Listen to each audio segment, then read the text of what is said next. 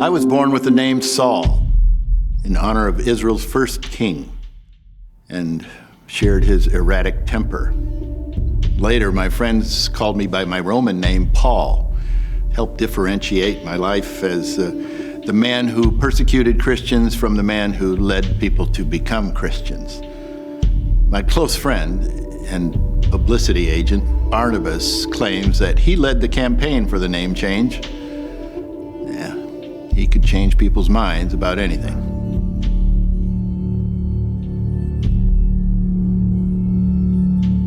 After the conversion of Cornelius, it was clear that God wanted people of all ethnic groups to become Christians.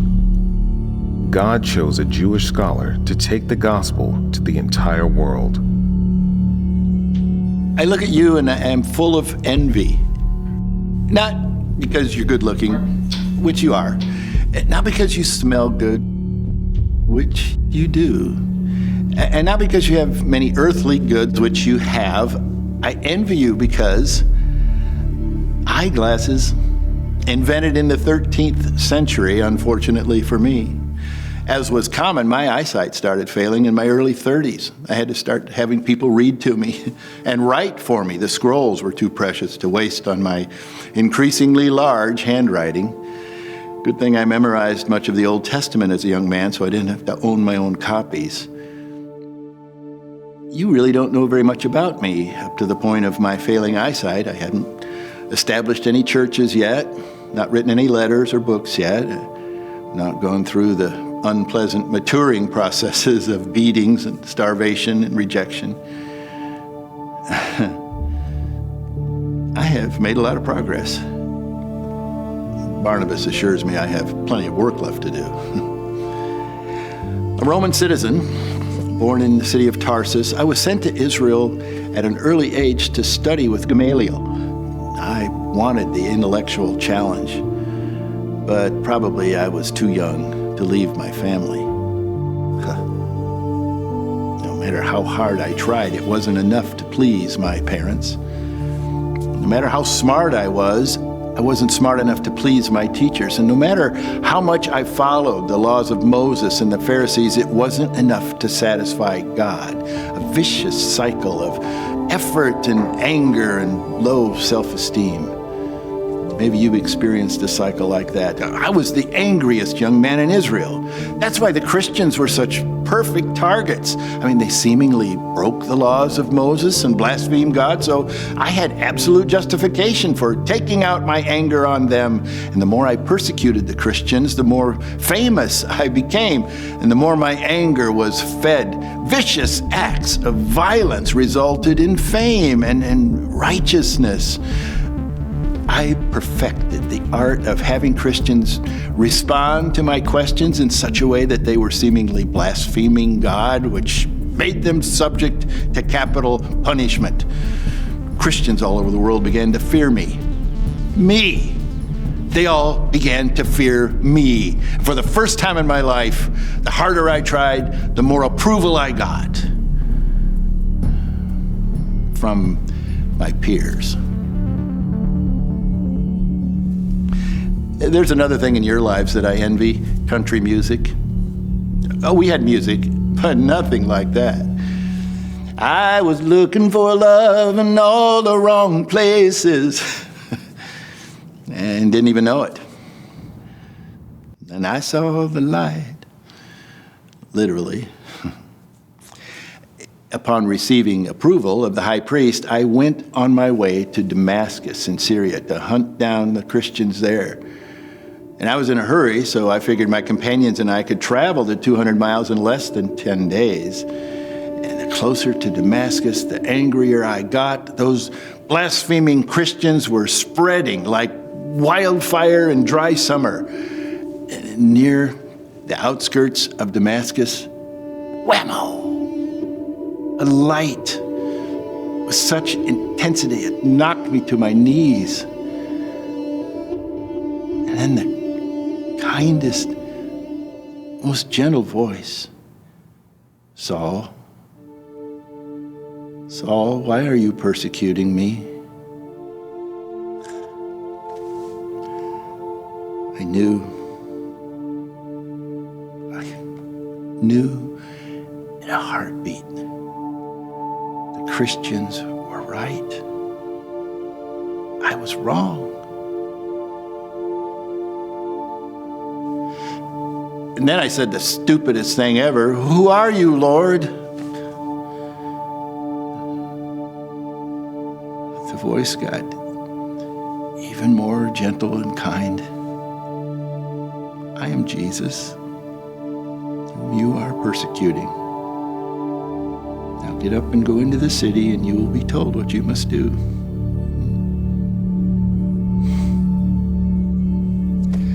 My companions had to lead me into town. I was blind for 3 days. I didn't eat or drink a thing. I just prayed.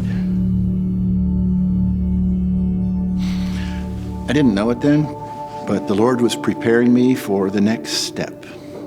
Well, He had been preparing me my whole life. Across town, another man, Ananias, was being prepared. Not Ananias, the husband of Sapphira, who the Holy Spirit killed, or Ananias the high priest. No, Ananias of Damascus, a disciple of Jesus.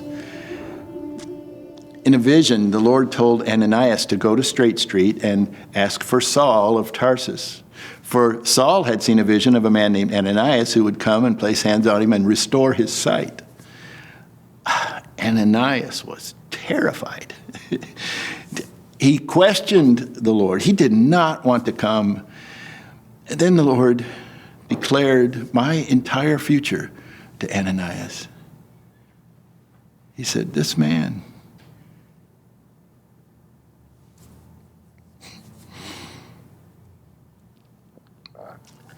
is my chosen instrument to proclaim my name to the Gentiles and their kings and to the people of Israel.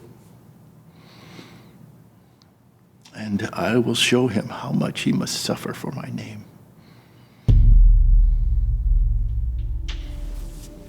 Ananias came to the house and laid hands on me, and I was filled with the Holy Spirit, and something like scales fell from my eyes, and I could see again, and I was immediately baptized, and the Lord began to show me how much I was going to suffer on his behalf, okay with me, since I was now his slave. And slaves take on the identity of their masters. Remember how the apostles got to spend 3 years with Jesus? Well, the Holy Spirit decided that I needed to do the same thing before I started my career as a preacher. And he probably wanted my reputation as a persecutor to fade. The Holy Spirit led me into the desert, and just like the first apostles, I got 3 years of revelation straight from Jesus. For the first time, I understood how the Old Testament scriptures were pointing toward Jesus and how all men could be reconciled to God. I learned that salvation came through faith and grace, not by following the law. It was such a time of peace and comfort. I wanted to stay forever. But Jesus had an entirely different plan in mind. I went back to Damascus, began sharing the gospel. After 3 years with Jesus, I understood the scriptures in an entirely new way, and I already knew how to debate with the finest rabbis in the world. I could destroy anybody who wanted to argue with me. It made those Jews in Damascus so mad that they tried to kill me. Yeah, how deliciously ironic that the Christians I had come to kill had to lower me down through the city walls in a basket to escape the angry Jews. Some probably thought they should just let the Jews stone me, like I did Stephen. I returned to Jerusalem because I needed to meet the other apostles and start making amends. I got to spend 15 days with Peter. We developed a lifetime friendship, but also learned that our personalities clashed a bit. He thought I was an arrogant, educated Pharisee, and I thought he was blunt to a fault. We were both right, at least at that point in time. I got to meet James, the brother of Jesus, a man, he had a crushing amount of humility and compassion, obedience. Must have learned that from his parents, just like his brother. The Christians there were afraid of me, but for some unknown reason, a leader of the church, Barnabas, vouched for me, and they slowly accepted me. I've always thought that Ananias used his influence with Barnabas to get him to vouch for me, but neither one of them will admit it. And from that time on, Barnabas took me under his wing. Yeah, it wasn't too long until I made the Hellenistic Jews in Jerusalem so angry with my preaching and devastating arguments about Jesus that they too threatened to kill me. One time I was at the temple, and the Lord appeared to me while I was in a trance and told me to leave Jerusalem immediately, and that he was sending me far away to the Gentiles. Now, I'm no mathematician, but it seemed like a pattern was beginning to develop.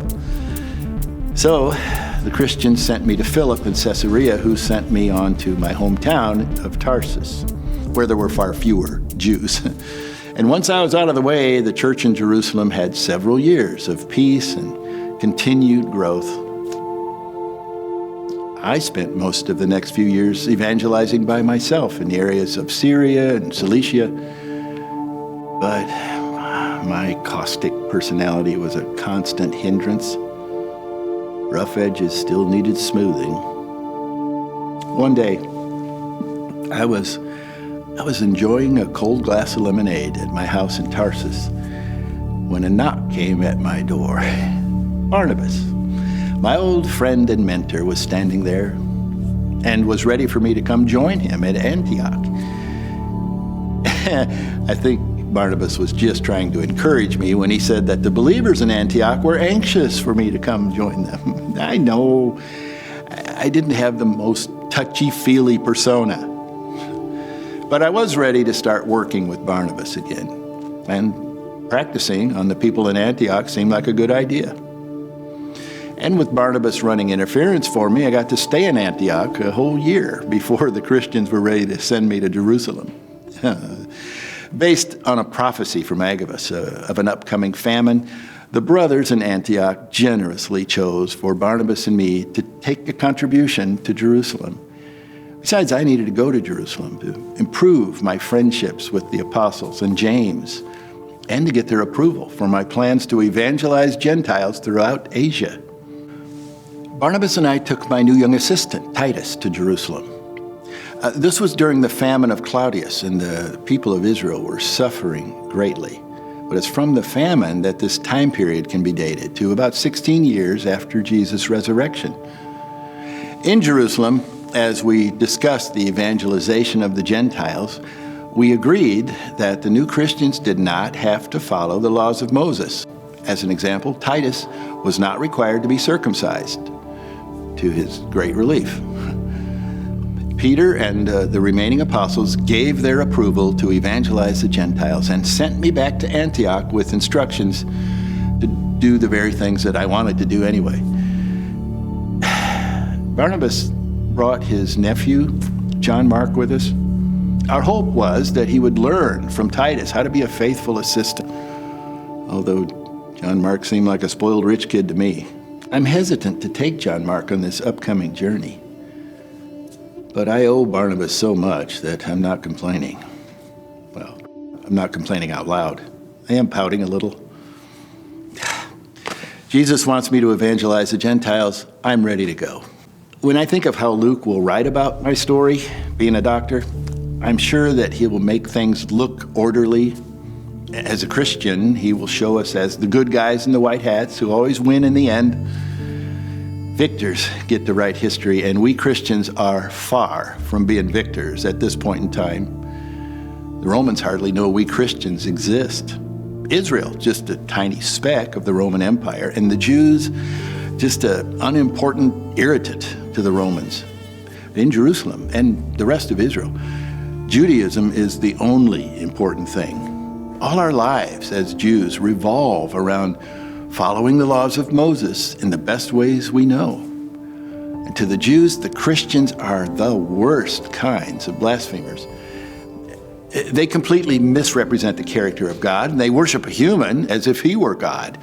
It's nearly impossible for any of the common people to understand, but the Jewish leaders have an additional problem. If the Christians are right, then the Jewish leaders are wrong. This not only represents a theological problem, but it is a threat against the authority and wealth of the leaders.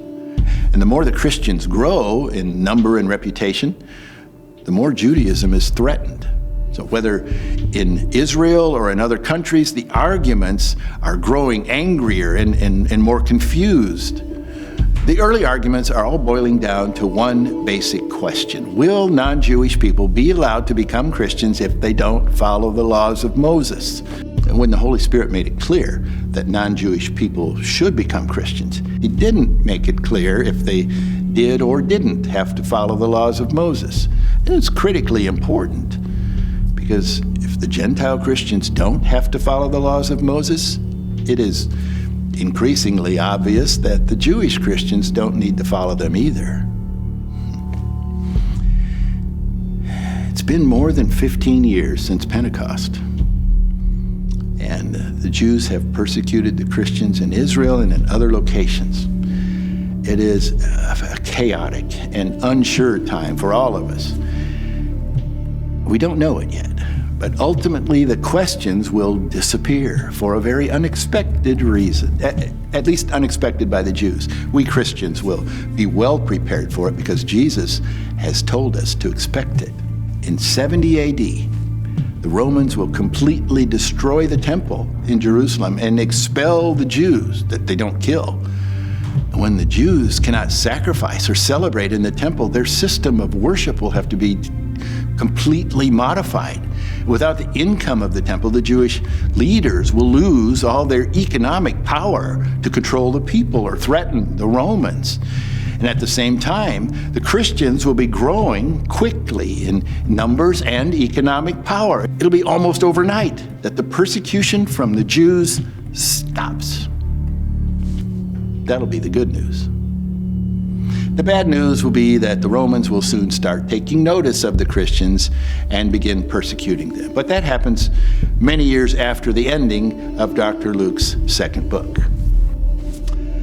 Well, this catches you up to the time when Barnabas and I start on our first long missionary journey to the Gentiles. What a trip it'll be.